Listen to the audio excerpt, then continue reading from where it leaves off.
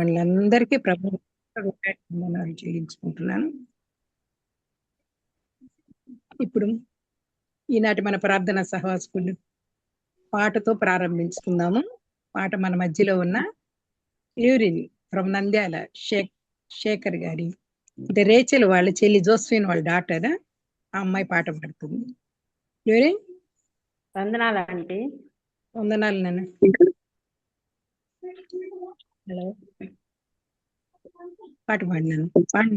Start చేయనా? Okay.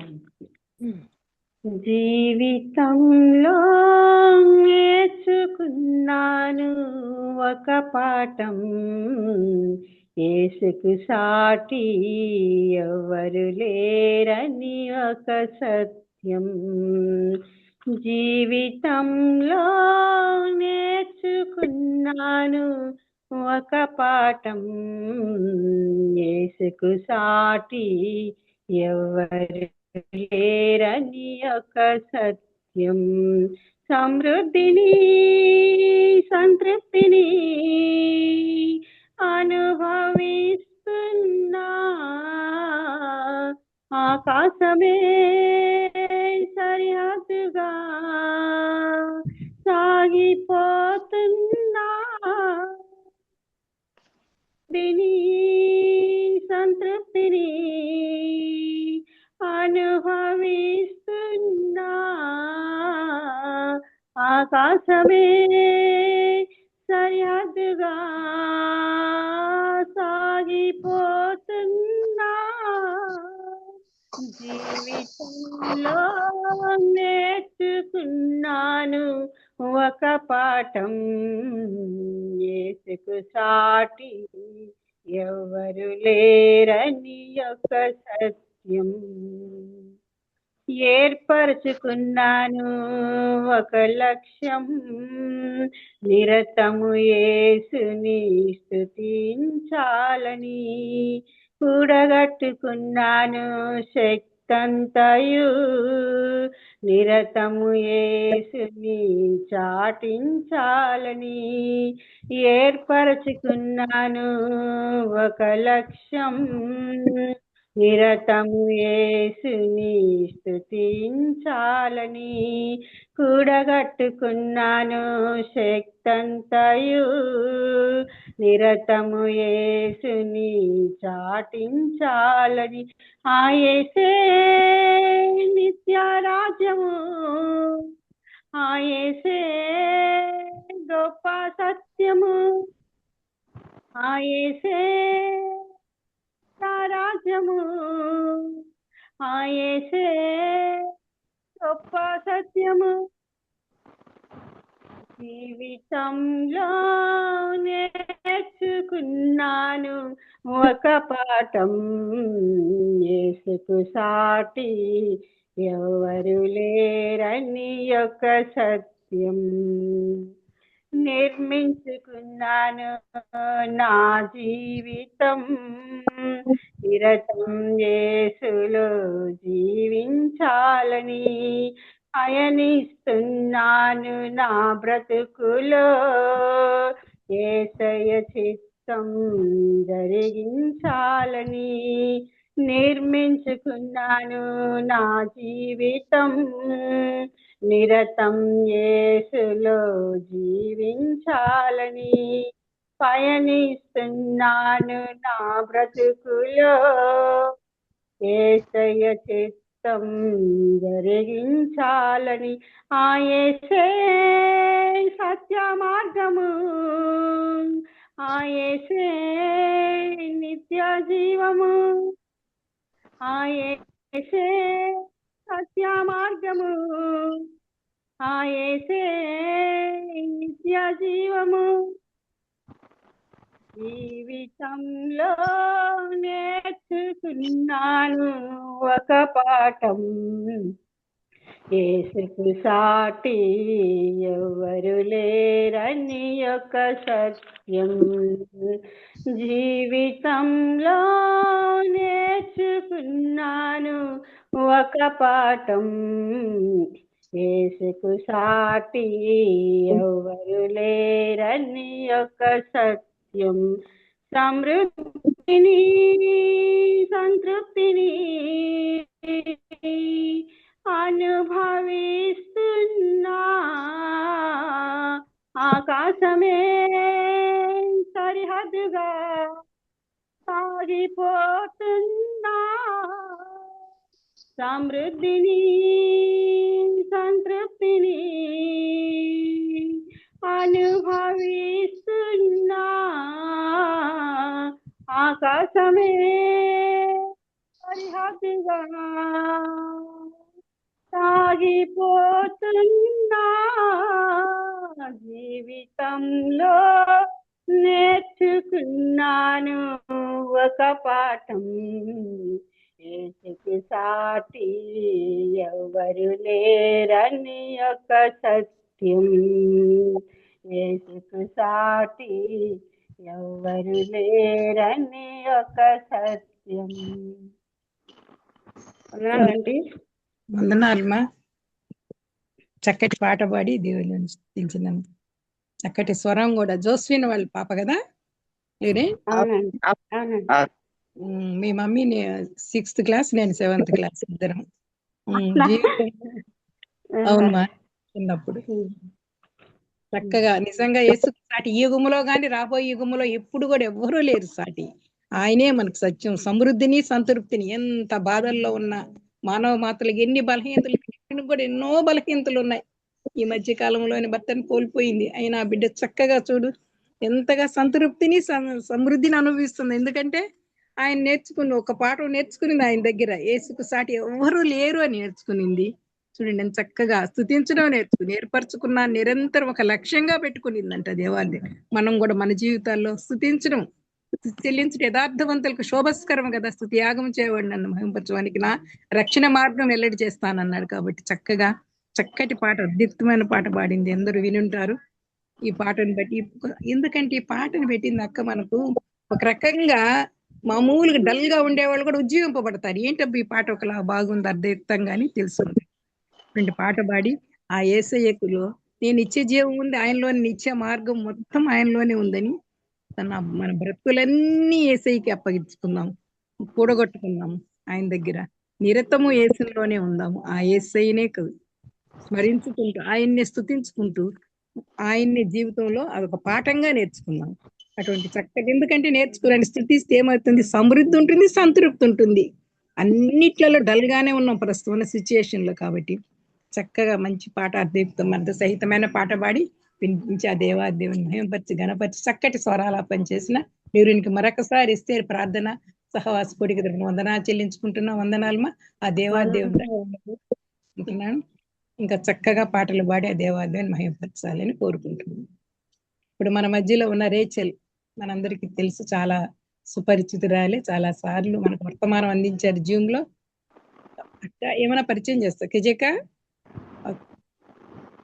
నిజమక్క. Rachel Rachel అందరూ తెలుసు కదా, తెలుసు.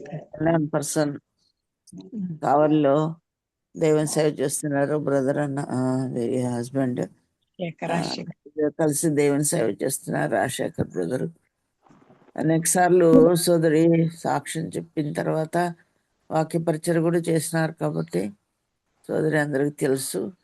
సోదరుల మధ్య పనిచేస్తూ మన జూమ్లో కూడా అనేకసార్లు మాట్లాడినారు. సోదరి ఉదయం ప్రార్థన చేసే గుంపులో కూడా ఉన్నారు. ప్రతిరోజు ఉదయం ప్రార్థనలో కూడా కలుసుకుంటూ ఉంటారు. సోదరికి సమయాన్ని అప్పగిస్తున్నాము. సోదరి ఇప్పుడు మనతో దేవుని వాక్యాన్ని ప్రస్తావిస్తారు. వందనాలు. వందనాలు.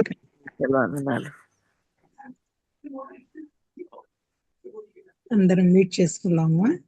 అవసరమైనప్పుడు రెఫరెన్స్ తీయాల్సినప్పుడు అన్మ్యూట్ చేస్తాం. ఓకే, జూమ్ మీటింగ్ లో చేరి వచ్చిన సోదరులందరికీ యేసుక్రీస్తు ప్రభు పరిశుద్ధ నామములో నా హృదయ వందనాలు తెలుపుతున్నాను. మరి ఈ జూమ్ లో నేను ఈ యొక్క సహవాసంలో 5-6 సార్లు వాక్యం చెప్పాను. నేను సాక్ష్యం కూడా చెప్పాను. సాక్ష్యం చెప్పిన తర్వాత నుంచి రికార్డింగ్ మొదలు పెట్టారు. ఒకసారి అమృత అక్క అనుకుంటాను సాక్ష్యం కూడా చెప్పమ్మా అన్నారు. అక్క అప్పుడు వినలేదేమో. నేను సాక్ష్యం చెప్పిన తర్వాతనే రికార్డింగ్ మొదలు పెట్టారు. సరే, మళ్ళీ దేవుని చిత్తం అయితే సాక్ష్యం చెప్తాను. ఈ రోజు మన మొట్టమొదటిగా అక్కకి నా హృదయపూర్వక వందనాలు తెలుపుతున్నాను. నా గురించి విసుక్కోకుండా ప్రతిసారి అరుణ నా గురించి ప్రొసీడింగ్ చేస్తున్నారు. అందును బట్టి నా బిడ్డకు కూడా నా వందనాలు చెప్తున్నాను. ఏమీ లేదు. అందరికీ నా హృదయపూర్వక వందనాలు తెలుపుతున్నాను. ఈ రోజు మన ధ్యానాంశము సంఖ్యాకాండం 13వ అధ్యాయము 30వ వచనము చదువుకుందాము. సంఖ్యాకాండం 13వ అధ్యాయం 30వ వచనం. కాలేబు మోషే ఎదుట జనులను నిమ్మళపరచి మనము నిశ్చయముగా వెళ్ళుదుము, దాన్ని స్వాధీనపరచుకుందుము, దాన్ని జయించుటకు మన శక్తి చాలున నేను మాట ప్రార్థన చేసుకుందాము.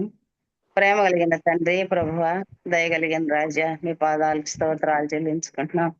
ప్రతిదిన వాక్యంతో మమ్మల్ని బలపరుస్తూ తండ్రి నాయన మమ్మల్ని నాయన మీ మార్గంలో సరిగా ముందుకు నడిపిస్తున్నందుకై మీ పాదాలకు స్తోత్రాలు చెల్లించుకుంటున్నాం. మాకు ఇచ్చిన సహవాసమును బట్టి మీ పాదాలకు స్తోత్రాలు చెల్లించుకుంటున్నాం తండ్రి. ఈ దినముల్లో మాకు కావాల్సింది నాయన నీ బిడ్డల సహవాసమే ప్రభువ. ఒకరినొకరం హెచ్చరించుకుంటూ, ఒకరికొరకు ఒకరం ప్రార్థించుకుంటూ, ఒకరికొకరం బలపరుచుకుంటూ ప్రభువ నీ మార్గంలో మేము నడవలసిన వారము. అందును బట్టి మాకు ఇచ్చిన ఈ యొక్క సహవాసాన్ని బట్టి, హరియర్ సహవాసాన్ని బట్టి మీ పాదాలకు స్తోత్రాలు చెల్లించుకుంటున్నాం తండ్రి. నాయన మరి మీరు అక్కడ పర్యంతం మీ సహవాసాన్ని నాయన బలంతో శక్తితో నడిపించమని ప్రార్థించుకుంటున్నాం. అభివృద్ధి చెందించండి, విస్తరింప చేయండి, ఆశీర్వదించి దీవించమని ప్రార్థించుకుంటున్నాం తండ్రి. వృద్ధి నాయన నాకైతే ఏ యోగ్యత లేదు ప్రభు నీ వాక్యం చెప్పడానికి. తండ్రి మీరే నా యందు ప్రభా మీ మాటలు మాకందరికి అందించి మమ్మల్ని బలపరచమని ప్రార్థించుకుంటున్నాం. కృప కలిగిన దేవ మీ ఆశీర్వాదాలు దీవెనలు మా మీద కుమ్మరించమని ప్రార్థించుకుంటున్నాం. మీకే స్తోత్రాలు చెల్లించుకుంటూ రక్షకుడు మా కొరకు ప్రాణం పెట్టి తిరిగి లేచిన యేసు క్రీస్తు ప్రభు పరిశుద్ధ నామములో స్తుతించి ప్రార్థించి అడిగి వేడుకుంటున్నాం తండ్రి. ఆమేన్. ఆమేన్. నేను ఒక 4-5 వారం రోజుల నుంచి ప్రార్థనకు రావడం లేదు. నా ఫోన్ బాగా పాడైపోయింది. అది షాప్ లో ఉంది ఇప్పుడు, మరి ఎప్పుడు ఇస్తారో ఏమో. అందుకనే దాలాడిపోతున్నాను. బ్రదర్ ఫోన్ తీసుకుందామంటే ఆయన పనుల మీద బయటికి వెళ్ళడము, ఫోన్ తీసుకొని వెళ్ళిపోవడము అట్లాగా అవుతుంది. మరి ఈ రోజు గట్టిగా చెప్పాను, నాకు వాక్యం ఉంది, ఫోన్ కావాలి, నీ పనులన్నీ రేపు చూసుకో అని చెప్పాను. ఇచ్చారు. దేవుని దయ వలన మరి ఆయన కృప వలన మీ మధ్య దేవుడు మనల్ని ఆశీర్వదించి దీవించును గాక. సంఖ్యాకాండం 13వ అధ్యాయం 30వ వచనము. కాలేబు మోషే ఎదుట జనులను నిమ్మళపరిచి మనము నిశ్చయముగా వెళ్ళుదము, దాన్ని స్వాధీనపరచుకుందాము, దాన్ని జయించుటకు మన శక్తి చాలున నేను. ఈ మాటల్లో మనకేం కనబడుతుంది? కాలేబు ఏమి కలిగి ఉన్నాడో కనబడుతుంది. అంటే మనం ఇప్పుడు నేర్చుకోబోయే మాట ఏంటంటే ఉత్సాహం, అత్యుత్సాహం. వట్టి ఉత్సాహం కాదు, అత్యుత్సాహం, ఎంతోసిజం. అంటే అత్యుత్సాహం, అత్యాసక్తి, ఇలాగా మరి ఎన్నో అర్థాలు ఉన్నాయి దాంట్లో. అత్యాసక్తి, మరి దురభిమానము, ఇంకా చాలా అర్థాలు ఉన్నాయి. ఆ యొక్క అర్థాలన్నిట్లోకి మనకు కావాల్సింది అత్యుత్సాహము లేకపోతే అత్యాసక్తి. ఈ 2 పదాలని మనం ఈ రోజు ధ్యానం చేసుకుందాము. ఈ 2 అర్థాలు ఒకటే. ఈ 2 పదాలని మనం ధ్యానం చేసుకుందాము. ఇక్కడ కాలేబు మరి ఆయన మాట్లాడిన మాటల్లో మనకు ఆయన యొక్క అత్యుత్సాహము కనబడుతుంది. ఎంత ఉత్సాహం, ఎంత అత్యుత్సాహంగా, ఎంత ఆసక్తిగా, అత్యాసక్తిగా ఈ మాటలు అంటున్నాడు చూడండి.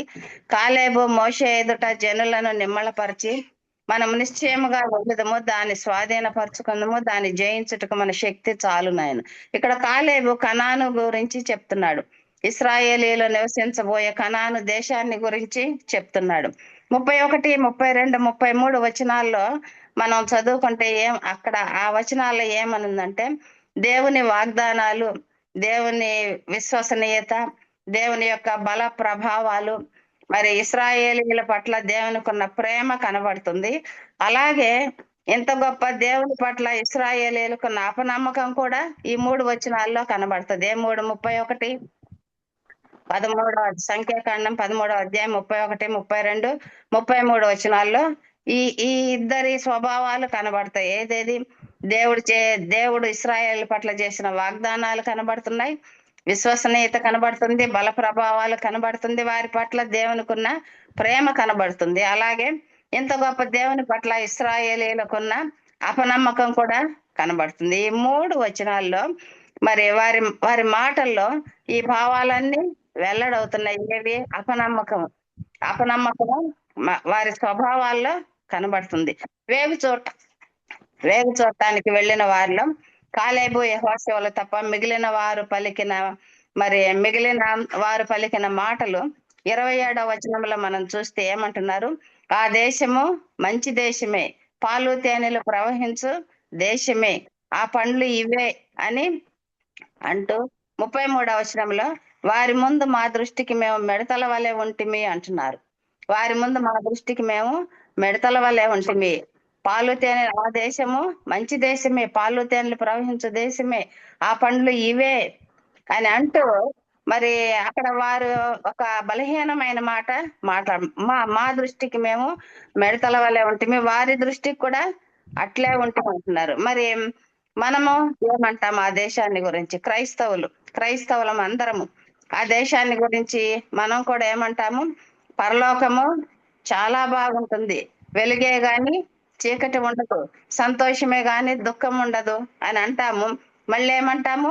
పరలోకంలో జీవించాలంటే చిన్న విషయం కాదు, పరిశుద్ధంగా ఉండాలి, అలా జీవించాలి, ఇలా జీవించాలని కూడా అంటాము. మరి అలాగ మనము జీవించలేము, చచ్చిన చేపలాగా కొట్టుకొని పోతుంటాం. అన్యులు కూడా అంటారు ఏమని? యేసు ప్రభువుని నమ్ముకుంటే ఏ తప్పు చేయకూడదు, అది మన వల్ల కాదు అని అన్యులు కూడా ఎంత గొప్పగా చెప్తారు. క్రైస్తవులము మనకు అన్ని తెలిసి అన్ని అనుభవిస్తూ కూడా ఎలా ఉంటున్నాము? చచ్చిన చేపలాగా మరి కనబడుతున్నాము. ఇక్కడ వారిని నడిపించిన దేవుడు ఎలాంటి వాడు? మరి 33వ వచనంలో వారి ముందు మా దృష్టికి మేము మిడతల వలె ఉంటిమి, వారి దృష్టికి కూడా మేము అలాగే ఉన్నాము అని చెప్తున్నారు. వారిని నడిపించిన దేవుడు ఎలాంటి వాడు? వాళ్ళు చెప్పిన మిడతల పక్షాన దేవుడు ఉంటే ఆ మిడతలు రాక్షసుల సైన్యాన్ని కూడా జయించగలవంట. వారు చెప్పిన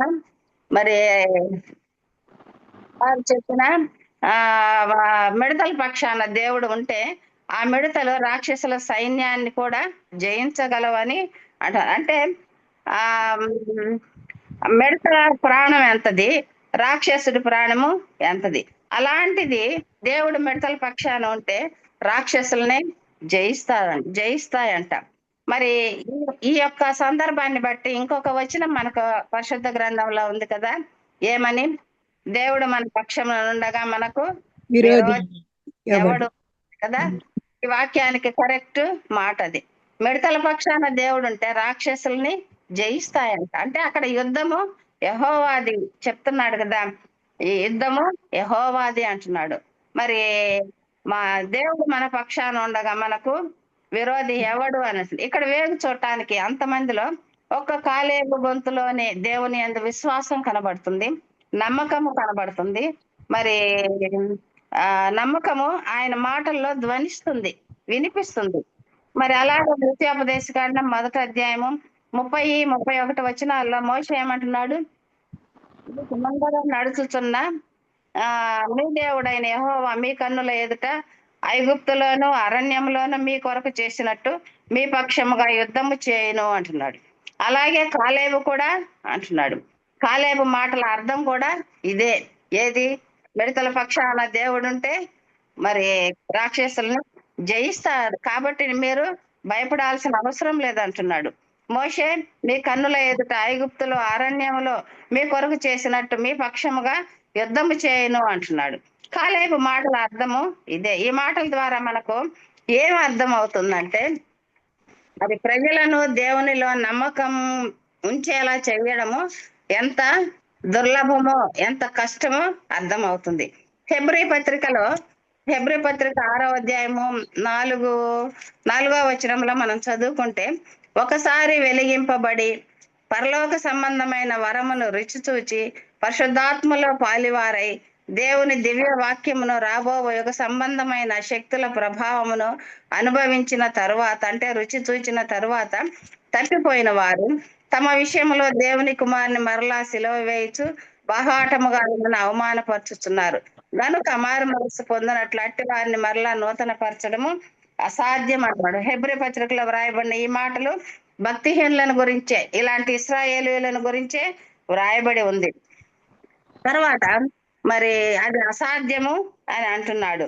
వాత వేయబడిన మనస్సాక్షి కలిగిన వారు తప్పు ఏదో వాళ్ళకి తెలుస్తుంది, అయినా ఆ తప్పును వాళ్ళు సరిదిద్దుకోరు. ఇక్కడ కాలేబుకు ఇశ్రాయేలీలను దేవుని మీద తిరిగి నమ్మకం ఉండనట్లు చేయడము చాలా అసాధ్యమైంది. ఇశ్రాయేలీలు దేవుని ప్రేమను రుచి చూచారు, మళ్ళీ తిరిగి ఆయనను విసిగించారు. ఆ కనాను మనుషులను చూచి దేవుని మీద విశ్వాసాన్ని కోల్పోయారు. ఈ పనికి, అంటే మనుషులను దేవునిలోకి నడిపించడము, అది నమ్మి తిరిగి నమ్మకము కోల్పోయిన వారిని దేవునిలో విశ్వాసం ఉంచేలాగా చేయడం అంటే మరి ఎంతో ఓర్పు, సహనము కావాలి. ఈ పనికి ఓర్పు కావాలి, సహనము కావాలి. ఇక్కడ కాలేబు ఉత్సాహం చూపెడుతున్నాడంటే మరి దేవుని విషయంలో అపనమ్మకము కలిగిన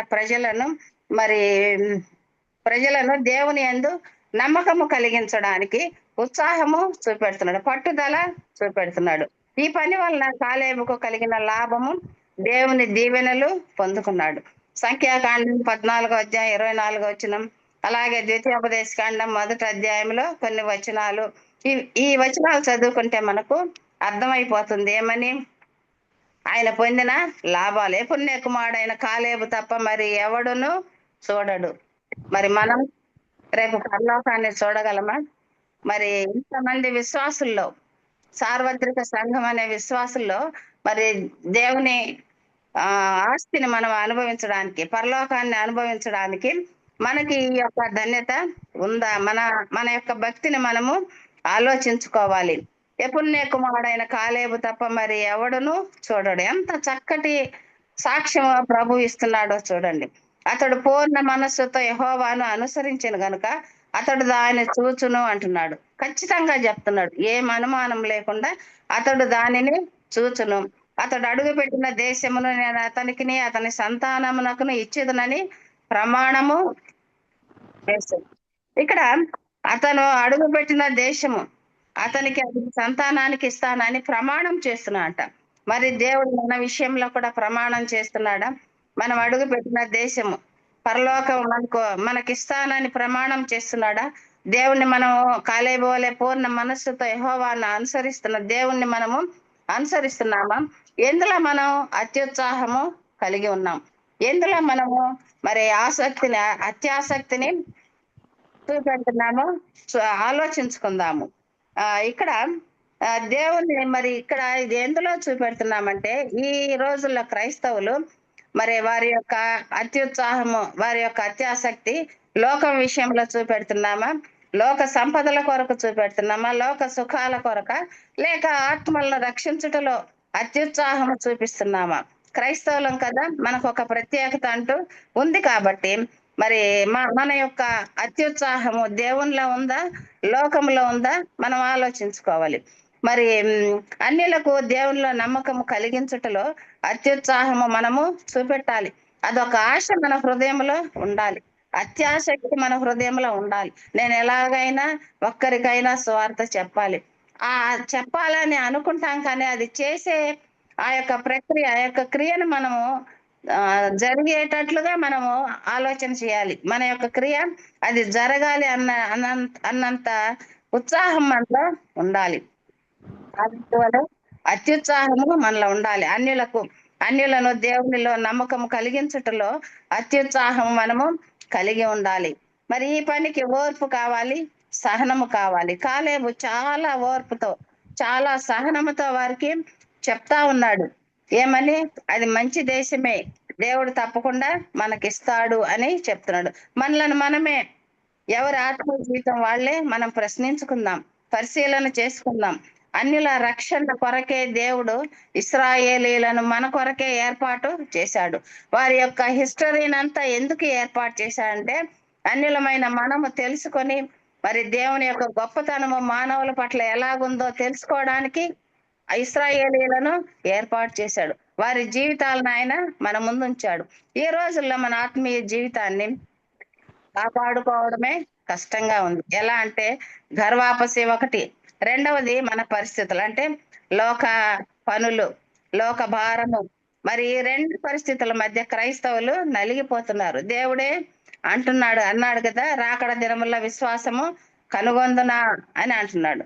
విశ్వాసం కనుగొందునా అనే లిస్ట్ లో మనం ఉన్నామా, లేక విశ్వాసము కనుగొంటిని అనే లిస్ట్ లో ఉన్నామా? కాలేబు విషయంలో దేవుడు విశ్వాసము కనుగొంటిని అంటున్నాడు. మరి అందుకే కాలేబుకు లాభము కలిగింది. దేవుడు ఆయనను ఆశీర్వదించి దీవించాడు. దేవుని దీవెనలు ఆయన అందుకున్నాడు. కాలేబును దేవుడు మరి ఎలాగ దీవించాడో మనకు ఇందాక మనం చదువుకున్నాం కదా, నా సేవకుడైన కాలేబు మంచి మనస్సు కలిగి పూర్ణ మనస్సుతో నన్ను అనుసరించిన హేతువు చేత అతడు పోయిన దేశంలో అతని ప్రవేశపెట్టెదను.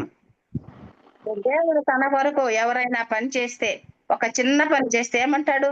గిన్నెడు చన్నీళ్ళిస్తే వారి యొక్క ఫలం ఊరికే పోదు, పరలోకంలో వారి ఫలము ఉంటుంది అంటున్నాడు. కాబట్టి ఆయన కొరకు పని చేస్తే అది ఊరకనే చేయించుకోడు, దానికి ఏదో మనకు ఒక లాభం, ఒక ఆశీర్వాదం, ఒక దీవెన మనకు ఇస్తాడు, ఏదో ఒక మరి మంచిని మనకు కల్పిస్తాడు. మానవులు ఏదన్నా చిన్న పని, ఏదన్నా చిన్న సహాయం చేస్తే వాళ్ళు తమకు తోచింది ఇస్తారు కదా వారి తృప్తి కోసం. అలాగే మరి దేవుడు కూడా అలా ఊరకనే చేయించుకొని వదిలేడు. కాలేబుకు చాలా దీవెనలు ఇచ్చాడు. మరి దేవుడు మరి కాలేబుకి ఇచ్చిన దీవెనలు కాకపోయినా మనకు అవసరమైన దీవెనలు మనకు ఇస్తాడా లేదా మనం ఆలోచించుకుందాం. మన అత్యుత్సాహం, మన అత్యాసక్తి దేనిలో కనబరుస్తున్నాం? ఈ వాక్యాలన్నీ మనకు తెలిసినవే. మరి ఇశ్రాయేలీలను ఎంతగా బలవంత పెడుతున్నాడో, ఎంతగా వారిని దేవునిలో మరి నడిపించడానికి, వారిని దేవునిలో మరి తిప్పడానికి ఎంతగా ఉత్సాహం చూపెడుతున్నాడో మనకు కనబడుతుంది. ఇదంతా ప్రతి ఒక్క భక్తుని జీవితము మనము ధ్యానం చేసుకుంటే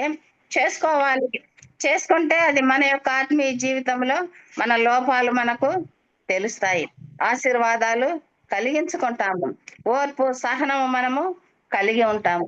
రెండవదిగా మరి ఫినెహాసు ఎంతూసిజం మనం చూసుకుందాం. ఫినెహాస్ యొక్క అత్యుత్సాహం. ఫినెహాస్ అంటేనే మనకు అర్థమైపోతుంది కదా, వ్యభిచారం చేసే ఒక స్త్రీని, పురుషుణ్ణి చంపివేశాడు కదా. మరి సంఖ్యాకాండం 25వ అధ్యాయం 7 నుంచి 13 వచనాలు చదవాలి.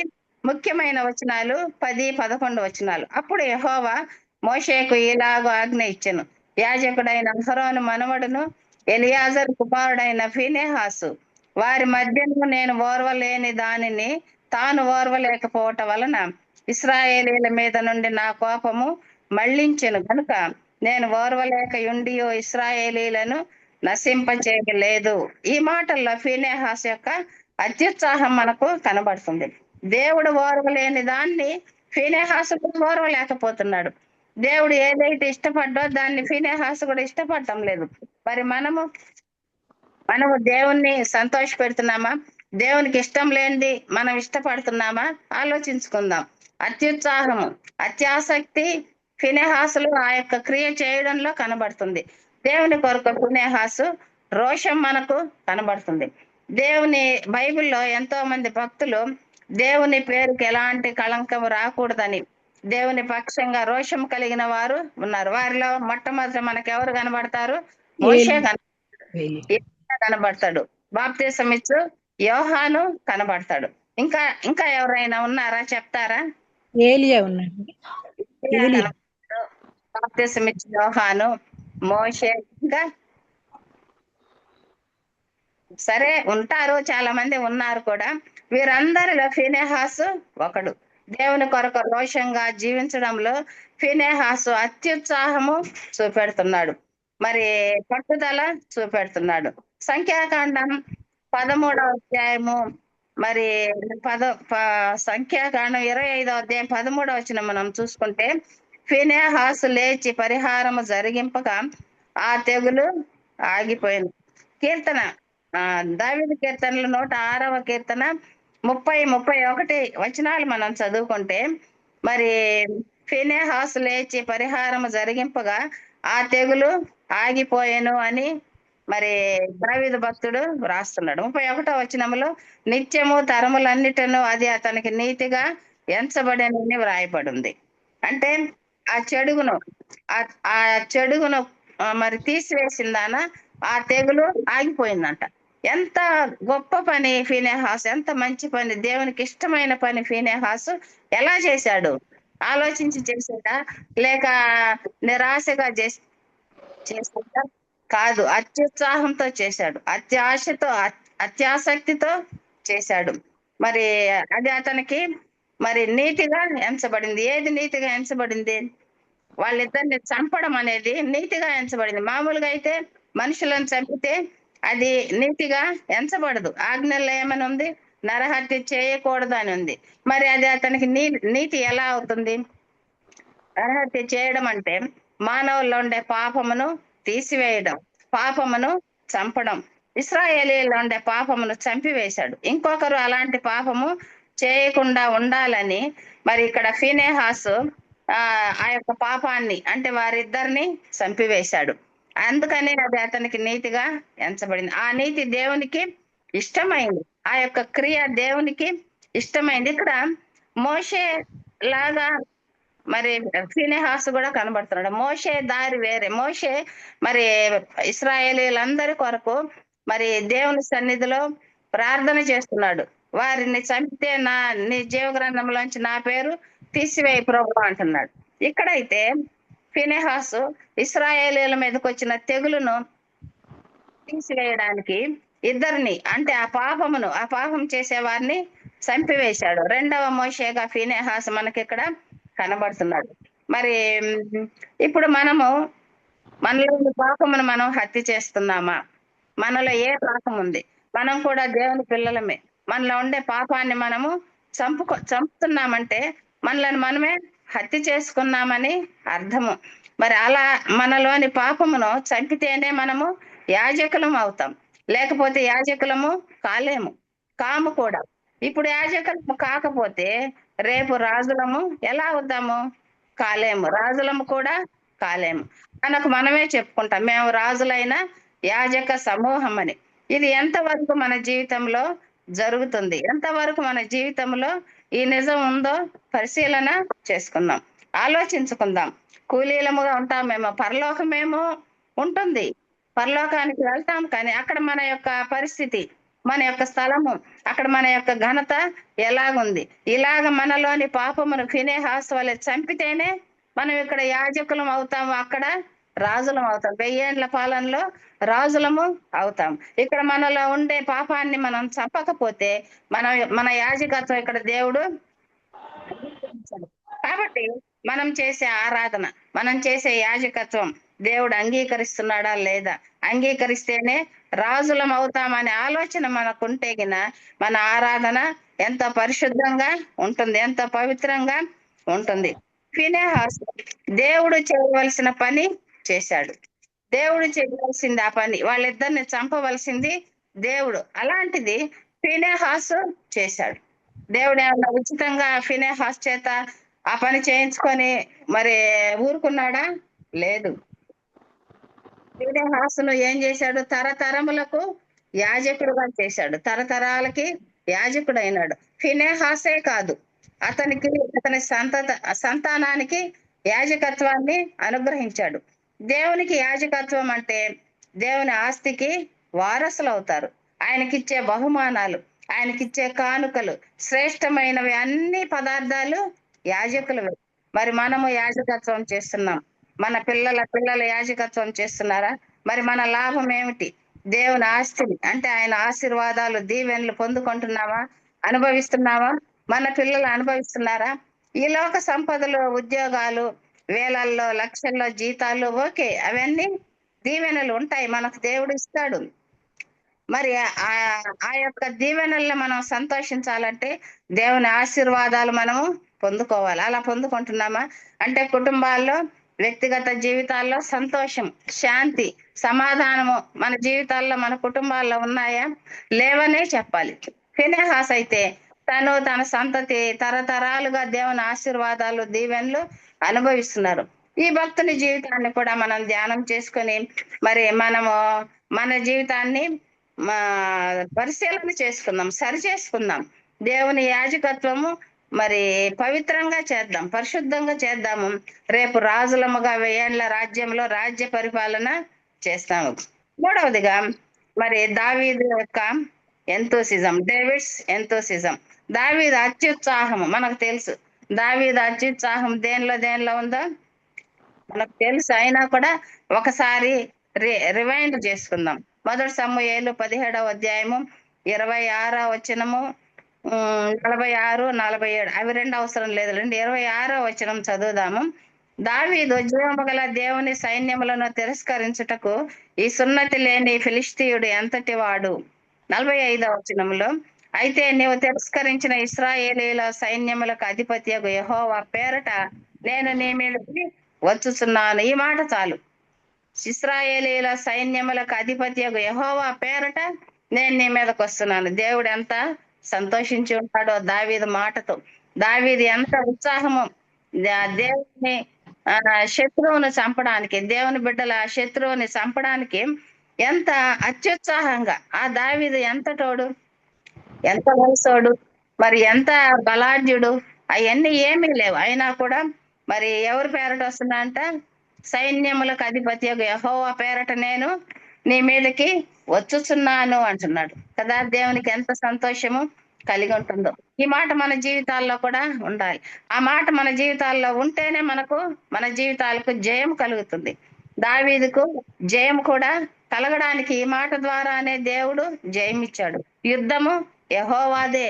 దావీదు యొక్క గురి చూడండి, యుద్ధము యెహోవాదే. ఇక్కడ దావీదు దేవుని ప్రజలకు జయము కలిగించడానికి, శత్రువైన గొలియాతును చంపడానికి మరి అత్యుత్సాహం, అత్యాసక్తిని చూపెడుతున్నాడు. ఇది కూడా దేవుని శత్రువుని చంపడమే.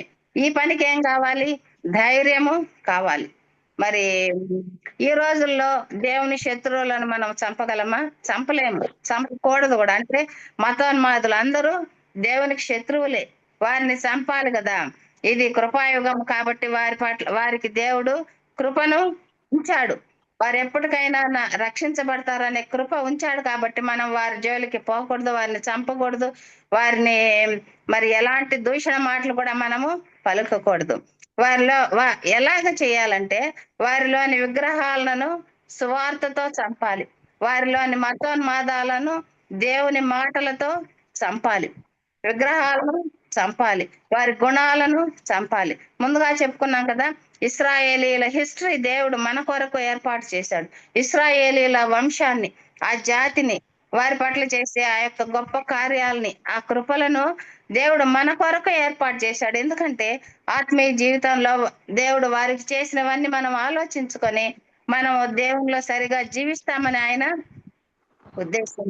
ప్రార్థనతో మతోన్మాదుల్ని చంపాలి. దేవుని కొరకు దావీదు చేసినట్లుగా అత్యుత్సాహంగా మనం మతోన్మాదులకు సువార్త చెప్పడానికి, వారి రక్షణ కొరకు ప్రార్థించడానికి చూపించాలి. అత్యాసక్తిని చూపించాలి, అత్యుత్సాహాన్ని చూపించాలి. చూపిస్తున్నామా? లేక మనలోని మతోన్మాదాన్ని మనము పెంచుకుంటున్నామా? లేక మన విశ్వాసాన్ని వెనుకంజ వేస్తున్నామా? ఎలాగున్నాము? మతోన్మాదులకు సువార్త చెప్పడం అంటే యుద్ధమే. గొలియాతు కన్నా భయంకరులు వీళ్ళు. గొలియాతు చెప్పి వచ్చాడు యుద్ధానికి, వీళ్ళు చెప్పకుండా వస్తారు. ఎప్పుడు వస్తారో, ఎలా మీద పడతారో. ఉత్తర ఇండియాలో అనేక దేశాల్లో మనం ప్రార్థనలు పెడుతున్నాం, ఆ దేశాల పేర్లన్నీ. ఆ దేశాల్లో క్రైస్తవులు ఎంత భయపడుతున్నారో, ఎప్పుడు వస్తారో, ఎలాగొస్తారో, ఏం చేస్తారో.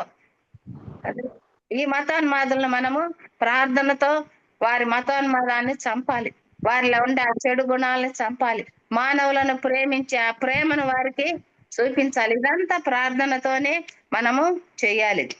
మరి ఇలాంటి మతోన్మాదులకు సువార్త చెప్పడం అంటే మహాయుద్ధం. ఒట్టి యుద్ధం కాదు, మహాయుద్ధం. వీరితో యుద్ధం చేయాలంటే పాము వలె వివేకము ఉండాలి.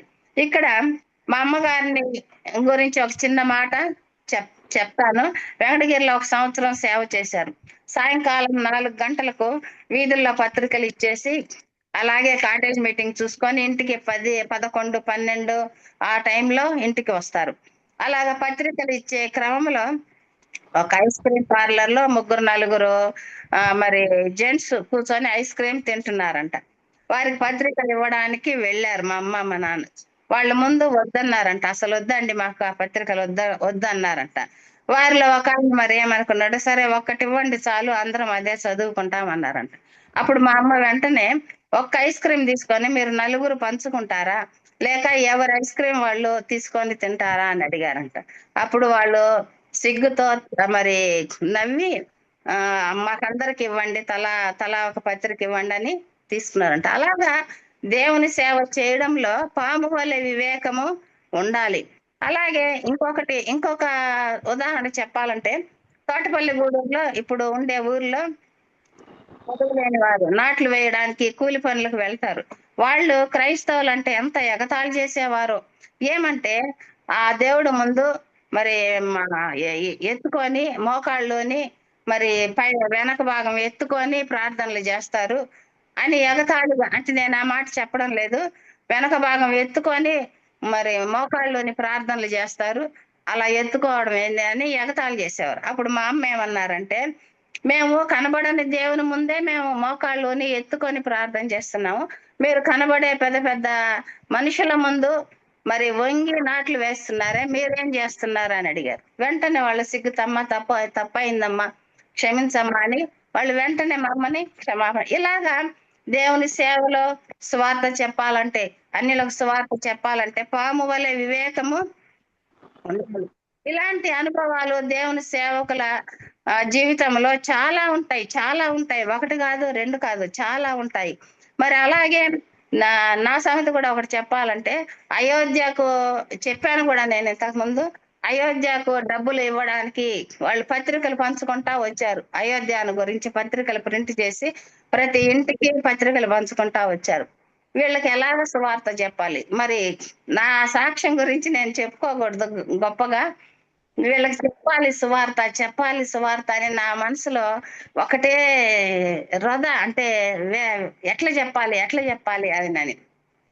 వాళ్ళు ఏమంటే మాకందరికి ఇంటికి వచ్చి పేపర్లు ఇచ్చారు. అప్పుడు నేను అన్నాను వెంటనే, మీరు అయోధ్యను గురించి పేపర్లు మాకు ఇచ్చారు, మేమిచ్చే పేపర్లు కూడా మీరు తీసుకొని చదవండి అని. వాళ్ళు మాకేమని ఇచ్చారు, ఈ పేపర్లు చదవండి, అయోధ్యను గురించి అయోధ్యను కట్టాలనుకుంటున్నారు కాబట్టి దాని గురించిన వివరాలు ఉన్నాయని ఇచ్చారు. అప్పుడు నేనేమన్నానంటే, వాళ్ళందరికీ పత్రికలు ఇచ్చి, అందరికి 10-15 మంది దాకా వచ్చారు, అందరికి పత్రికలు ఇచ్చి ఏమన్నానంటే, మీరు మాకు పత్రికలు ఇచ్చారు, మా పత్రికలు కూడా మీరు తీసుకోండి, చదవండి, దేవుని గురించి తెలుసుకోండి అని చెప్పి ఇచ్చారు. ఆ రోజు నిజంగా ఎందుకంటే అయోధ్యను గురించి పత్రికలు ఇవ్వడానికి చెప్పడానికి వచ్చిన వాళ్ళతో మనం క్రైస్తవుల మాట చెప్తే పెద్ద తంటా వస్తుంది, పెద్ద గొడవ అవుతుంది. అట్లాంటిది వారు సంతోషంగా ఇవ్వండి అమ్మా అని సంతోషంగా పత్రికలు అందరూ తీసుకొని వెళ్ళిపోయారు. వాళ్ళల్లో ఒకడు మటుకు, వాళ్ళు అయోధ్యకు డబ్బులు ఇర్రా, వాళ్ళు క్రైస్తవులు రా అనుకుంటా వెళ్ళిపోయి. ఇలా చెప్పుకుంటా పోతే ప్రతి దేవుని బిడ్డ జీవితంలో ఏదో ఒక సంఘటన ఉంటుంది. పాము వలె వివేకము దేవుడే ఇస్తాడు. పాము వలె వివేకము చూపించాలంటే మనలో ఉత్సాహం ఉండాలి, మనలో మరి ఆసక్తి ఉండాలి. దావీదు అత్యుత్సాహము ఇంకొక దానిలో కూడా మనకు కనబడుతుంది. 2వ సమూయేలు 6వ అధ్యాయము 2-22 వచనాలు చదివితే, మరి రిజాయిస్ ఓవర్ ద ముఖ్యంగా 14వ వచనం చదివితే, దావీదు దేవుని మందసము తీసుకొని వచ్చుటలో అత్యుత్సాహము కనబడుతుంది. దేవుడు చెప్పిన విధానాన్నే అనుసరించుటలో ఉత్సాహము చూపిస్తున్నాడు. దేవుని పనిని దేవుడు చెప్పినట్లు చేయడంలో మరి ఉత్సాహము, ఆసక్తి కనబడుతుంది.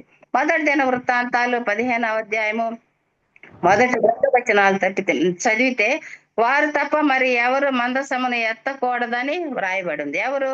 మందసాన్ని ఎత్తే వాళ్ళు ఒకళ్ళు, మరి స్తుతి చెల్లించే వాళ్ళు ఒకళ్ళు, ఆయుధాలు వాయించే వాళ్ళు ఒకళ్ళు, ఇలాగా అన్ని పనులు ఆ దేవుని మందసం ముందర ఎవరెవరు ఏ పని చేయాలి అవన్నీ దావీదు దేవుడు ఎలాగ చెప్పాడో అలాగా చేశాడు. ఎవరి పని వారికి అప్పగించాడు. ఈ పనికి ఏం కావాలి? ఒక క్రమము కావాలి, ఒక లక్ష్యము కావాలి. నిర్లక్ష్యంగా చేస్తే శాపగ్రస్తులు అవుతారు. సౌలు రాజు నిర్లక్ష్యంగా చేశాడు, శాపగ్రస్తుడు అయినాడు. దేవుని పనిలో, దేవుని సన్నిధిలో, దేవుని ఆజ్ఞను అనుసరించి చేయుటలో లక్ష్యం కలిగి, క్రమము కలిగి చేయాలి. అలా పని చేయటంలో అత్యుత్సాహం చూపెడుతున్నాడు దావీదు. దేవుని మందసము ఎత్తుటలో, మోయుటలో ఎవరి పని వాళ్ళకి అప్పగించాడు. దేవుని సన్నిధిలో పని చేయటలో, సంతోషించటలో భార్య మీకాలను కూడా నిర్లక్ష్యం చేశాడు. ఏమంటున్నాడు? ఇంతకంటే మరి ఎక్కువగా తృణీకరింపబడి నా దృష్టికి నేను అల్పుడనైనా సరే నా దేవుని సన్నిధిలో నేను సంతోషిస్తానంటున్నాడు. నువ్వు చెప్పిన పనికత్తెల దృష్టికి ఘనుడనగుదును అంటున్నాడు. అంటే అర్థం, ఆ పనికత్తెలను పెళ్లి చేసుకొని వాళ్ళ చేత ఘనపరచబడుతున్నాడు దావీదు. ఈమెను వదిలివేశాడు. ఎంత చక్కగా భార్య మీకాలు ప్రేమించిన భార్యను కూడా దేవుని కొరకు నిర్లక్ష్యము చేశాడు. ఎంత ఉత్సాహం కనబడుతుందో ఈ క్రియలో మనకు, ఈ యొక్క కార్యంలో కనబడుతుంది. భార్య ఎగతాళి చేసిందని ఆయన వెనుకంటి వేయలేదు. దేవుని సన్నిధిలో సంతోషించడానికి అత్యుత్సాహముతో భార్యను కూడా ఆయన వదిలివేశాడు. మరి దావీదు లాభము, ఆశీర్వాదము, దీవెన ఏమిటి? 7వ అధ్యాయం 1వ వచనంలో వ్రాయబడింది. ఏమని? యెహోవా నలుదిక్కులా అతనికి శత్రువుల మీద జయమిచ్చి అతనికి నెమ్మది కలుగజేసెను. ఇంకా సమస్త విషయంలో యెహోవా అతనికి తోడుగా నుండెను. ఇంకా చూసుకుంటే దావీదు కుమారులలో ఒకరు రాజసింహాసనం మీద ఉండక పోరు. చూడండి ఎన్ని దీవెనలు, ఎంత సంతోషం. మరి మనము దేవుని కొరకు ఏం చేస్తున్నాం? దేవుని సన్నిధిలో మరి దేవుని శత్రువుల కొరకు మనం ఏమి చేస్తున్నాము? దేవుని సన్నిధిలో సంతోషించడంలో మనము ఎంత ఉత్సాహం చూపెడుతున్నాము? దేవుని శత్రువుల కొరకు ప్రార్థించడంలో ఎంత ఉత్సాహం ఉన్నాము? మరి దేవుని సన్నిధిలో సంతోషించడానికి ఎంత ఉత్సాహంగా ఉన్నాం? దేవుని సన్నిధిలో సంతోషించేటప్పుడు మనము ఎంత పవిత్రంగా ఉన్నామో మొదట అది చూసుకోవాలి. మన ఉత్సాహాన్ని, మన యొక్క ఆరాధనని, మన యొక్క ఆత్మీయ జీవితాన్ని దేవుడు ఇష్టపడాలి. అలా ఇష్టపడాలంటే మనలోని చెడుగును ఫినెహాస్ చంపినట్టు చంపాలి, దావీదు గొల్యాతును చంపినట్టు చంపాలి. ముందు మనలో చెడుగును చంపి తర్వాత ఎదుటి వారి కొరకు మనము ప్రార్థన చేయాలి. తర్వాత మనం దేవుని సన్నిధిలో సంతోషించాలి. అప్పుడే దీవెనలు.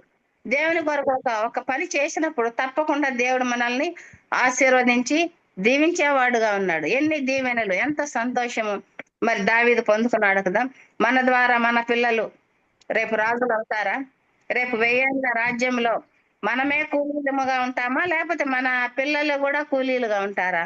మనం రాజులుగా ఉంటామా, మన పిల్లలు కూడా రాజులుగా? ఇక్కడ దావీదు తనే కాదు, తనొక్కడే కాదు రాజు, తన యొక్క తరములో ఒక కుమారుడిని దేవుడు రాజసింహాసనం మీద కూర్చుండబెడుతున్నాడు. 1000 రాజ్యంలో మనం రాజులముగా ఉంటామా, కూలీలముగా ఉంటాం? మనం రాజులముగా ఉంటే మన పిల్లలు కూడా ఆటోమేటిక్ గా రాజులుగా ఉంటారు. ఎందుకంటే అలాగ మన పిల్లల్ని మనము పెంచుతాం, అలాగ నేర్పిస్తాం. ఇది మనం ఆలోచించాల్సిన విషయమే, పరిశీలించుకోవాల్సిన విషయమే. ఇంకొకరిని ధ్యానం చేసుకుందాము. మరి ఎలైజా ఎంతోసిజం, ఏలియా ఉత్సాహం. 1 రాజులు 19వ అధ్యాయం 10వ వచనంలో ఏలియా దేవుని విషయంలో ఎంత రోషము కలిగి ఉండడంలో ఎంత ఉత్సాహం కలిగి ఉన్నాడో మనము చూసుకుందాము. సైన్యములకు అధిపతియు దేవుడు నాకు యెహోవా కొరకు మహారోషము గలవాడనై నేనొకడను మాత్రమే మిగిలి ఉండగా అంటున్నాడు. యెహోవా కొరకు రోషము కలిగి ఉన్నాడు. ఎలాంటి రోషము? మహారోషము. 1 రాజుల గ్రంథం 18వ అధ్యాయం 40వ వచనంలో అప్పుడు ఏలియా ఒకరినైనా తప్పించుకొని పోనీయక బయలు ప్రవక్తలను పట్టుకొనుడని వారికి సెలవీయగా జనులు వారిని పట్టుకొనిరి. ఏలియా కీషోను వాగు దగ్గరకు వారిని కొనిపోయి అక్కడ వారిని వధించెను. ఈ పనికి రోషం కావాలి, ఒట్టి రోషం కాదు, మహారోషం కావాలి. రోషము చూపించడంలో అత్యుత్సాహము కావాలి. మరి నీరసంగా కాదు, లేక ఏదో చేస్తున్నాం, ఈ పని చెయ్యాలి ఆయన కొరకు అని అన్నట్టు కాదు. అత్యుత్సాహం ఏలియా చూపెడుతున్నాడు. ఆ యొక్క విగ్రహాల ఆ ప్రవక్తలందరినీ చంపించడంలో ఉత్సాహం చూపెడుతున్నాడు. దేవుని దేవుని చూపించడంలో ఉత్సాహం చూపెట్టాడు కదా. ఆ యొక్క బలిని అర్పించడంలో మీరు మీ దేవుళ్ళ కొరకు మీరు ఒక బలిని సిద్ధం చేసుకోండి, నేను నా దేవుని కొరకు బలిని సిద్ధం చేస్తానని వాళ్ళు అనుమాన పడకుండా తన బలిని వారి ఎదుట నీళ్లతో తడిపి కట్టెలను నీళ్లతో తడిపి లోయనంతా నీళ్లతో తడిపేసి మరి వాళ్ళు ఎలాంటి అనుమానము దేవుని మీద పెట్టకుండా ఉండాలని ఎంత ఉత్సాహంగా ఆ పనిని చేశాడు. మీరు మీరు దేవుళ్ళు దేవతలు అనబడే వాళ్ళకి మీరు బలులు ఇవ్వండి.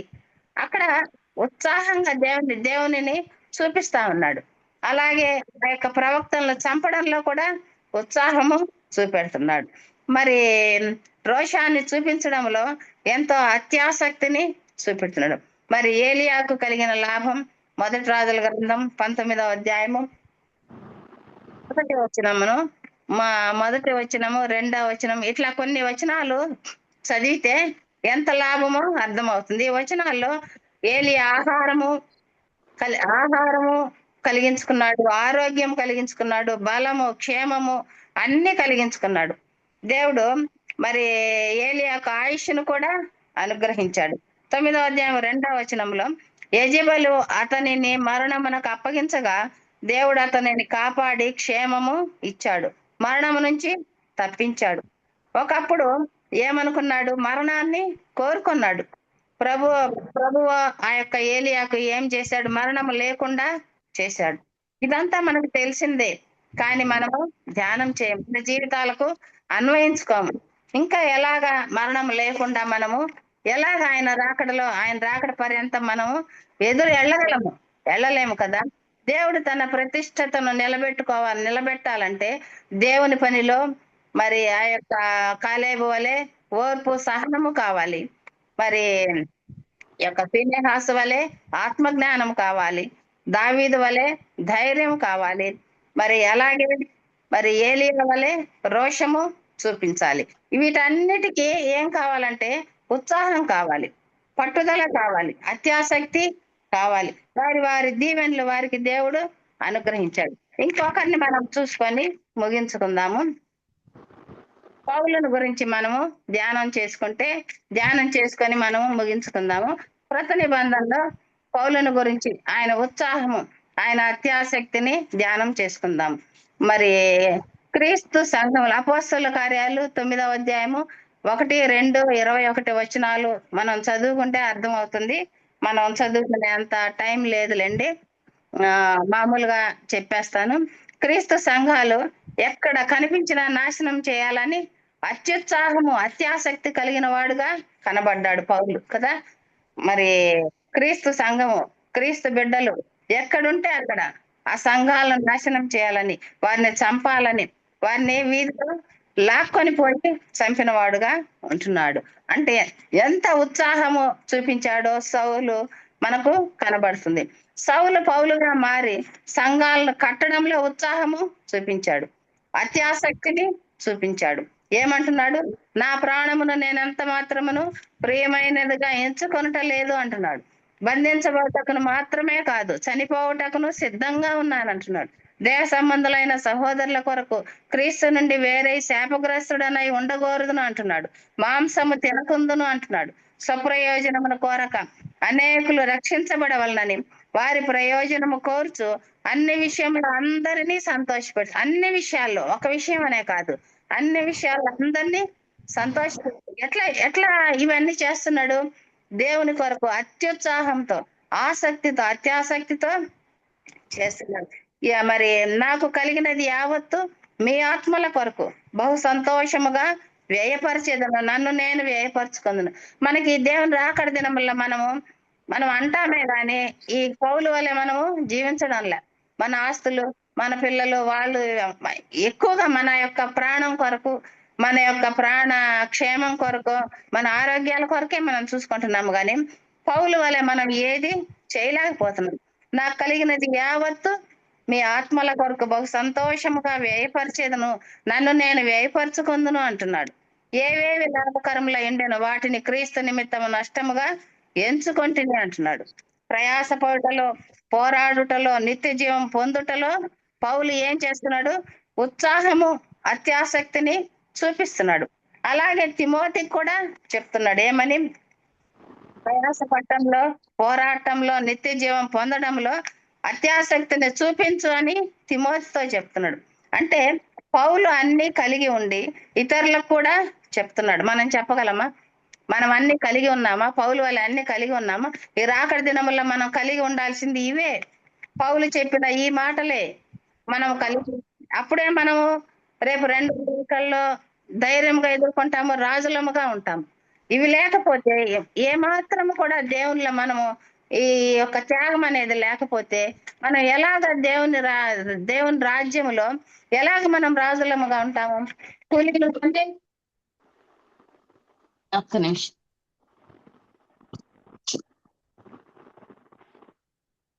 కూలీలుగానే ఉంటాం.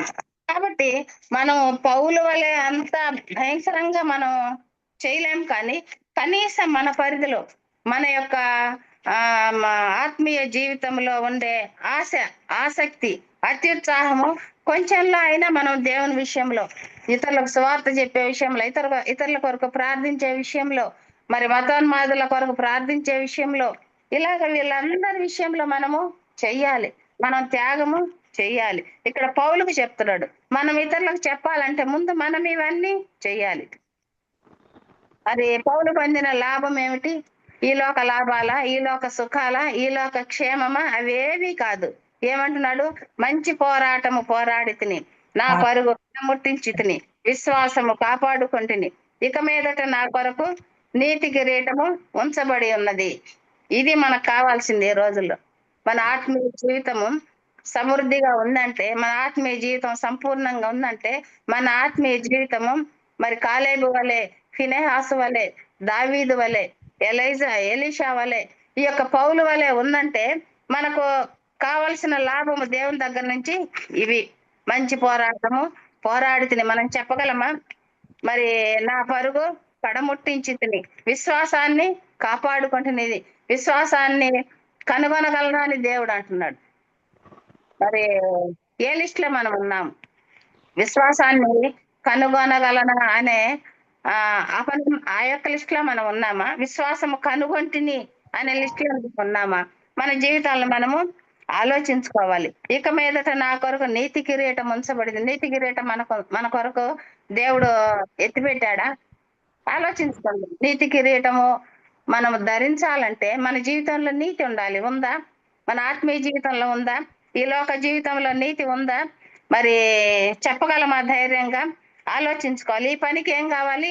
పరిశుద్ధత కావాలి. ఇర్మియా గ్రంథంలో ఒక మాట వ్రాయబడి ఉంది. మరి 9వ అధ్యాయం 23, 24లో దేవుని గురించి పరిశీలనగా తెలుసుకొనటాన్ని బట్టి అతిశయించాలంట.